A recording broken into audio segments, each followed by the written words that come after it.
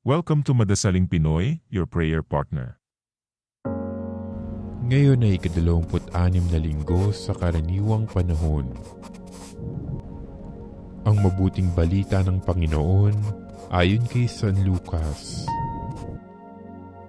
Noong panahong iyon, sinabi ni Jesus sa mga Pariseo, may isang mayamang nagdaramit ng mamahalin at saganang-sagana sa pagkain araw-araw.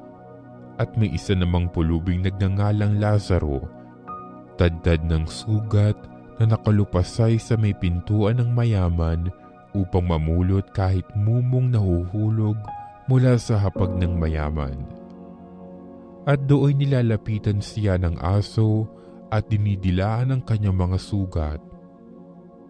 Namatay ang pulubi at dinala ng mga anghel sa piling ni Abraham. Namatay rin ang mayaman at inilibing sa gitna ng kanyang pagdurusa sa Hades.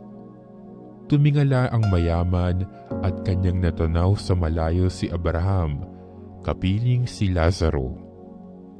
At sumigaw siya, Amang Abraham, mahabag po kayo sa akin. Utusan ninyo si Lazaro na isawsaw sa tubig ang dulo ng kanyang daliri at palamigin sa aking dila, sapagkat naghihirap ako sa apoy na ito. Ngunit sinabi sa kanya ni Abraham, Anak, alalahanin mong nagpasasa ka sa buhay sa ibabaw ng lupa, at si Lazaro'y nagtiis ng kahirapan.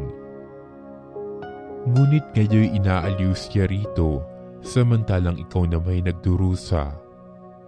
Higit sa lahat, inilagay sa pagitan natin ng isang malaking bangin upang ang mga narini ay hindi makaparian at ang mga nariyan ay hindi makaparini.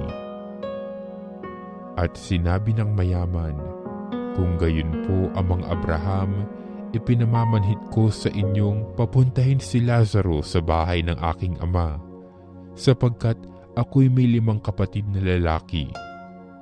Paparoonin nga ninyo siya upang babalaan sila at nang hindi sila humantong sa dakong ito ng pagdurusa. Ngunit sinabi sa kanya ni Abraham, Nasa kanila ang mga sinulat ni Moises at ng mga propeta. Pakinggan nila ang mga iyon. Hindi po sapat ang mga iyon, tugon niya, ngunit kung pumunta sa kanila ang isang patay na muling nabuhay, tatalikdan nila ang kanilang mga kasalanan.